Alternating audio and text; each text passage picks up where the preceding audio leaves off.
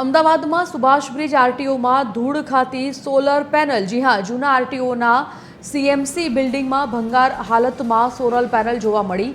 Solar panel માટેની સરકારની ગ્રાન્ટનો વ્યય થયાનો પુરાવો છે। આર&બી વિભાગે સોલર પેનલના ઉપયોગમાં કોઈ રસ નથી। લાખો રૂપિયાની પેનલો મેન્ટેનન્સના અભાવે ભંગાર હાલતમાં છે।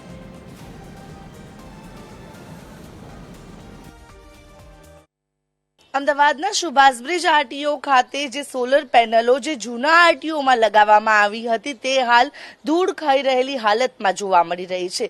નવું આરટીઓ ક્યારે બનીને તૈયાર થશે તેની સૌ કોઈ રાહ જોઈ રહ્યું છે। તેની વચ્ચે જે સોલર પેનલો છે તેનો વેડફાટ થતો સ્પષ્ટપણે જોવા મળી રહ્યો છે।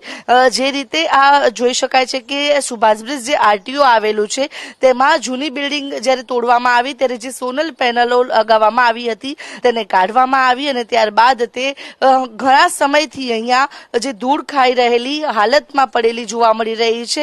જે રીતે આ જૂની બિલ્ડિંગ પાસે જે સીએસસી બિલ્ડિંગ આવેલું છે તેની નીચે શેડ નીચે આ પેનલો છે તેને મૂકી રાખવામાં આવી છે। તેનો કોઈ પણ પ્રકારનો ઉપયોગ નથી કરવામાં આવી રહ્યો। સરકારી ગ્રાન્ટનો વ્યય અહીંયા થતો સ્પષ્ટપણે જોવા મળી રહ્યો છે। આર&બી વિભાગે સોલર પેનલ ચાલુ કરવામાં કોઈ રસ જ નથી લીધો તે પ્રકારની પરિસ્થિતિ જોવા મળી રહી છે। ત્યારે આ પેનલો મેન્ટેનન્સના અભાવે હાલ ભંગારની સ્થિતિની અંદર જોવા મળી રહી છે। એટલે કે સરકારી નાણાંથી અને જે ગ્રાન્ટ દ્વારા મેળવવામાં આવેલ આ સોલર પેનલો છે કે જે અત્યારે હાલ બિલકુલ જે બેકાર હાલતમાં પડેલી જોવા મળી રહી છે। જ્યારે સરકારી ગ્રાન્ટ અને આ સોલર પેનલને મેન્ટેનન્સ કરાવીને કોઈ બીજી જગ્યાએ કોઈ અન્ય સ્થળ પર આ તેનો ઉપયોગ કરવામાં આવે તો કદાચ આ ધૂળ ન ખાતી હોત, પરંતુ પરિસ્થિતિ એ છે કે સરકારી ગ્રાન્ટ અને જે સરકારી રૂપિયે આ જે પેનલો લગાવવામાં આવી હતી તે હાલ જૂની બિલ્ડિંગમાં ધૂળ ખાતી જોવા મળી રહી છે।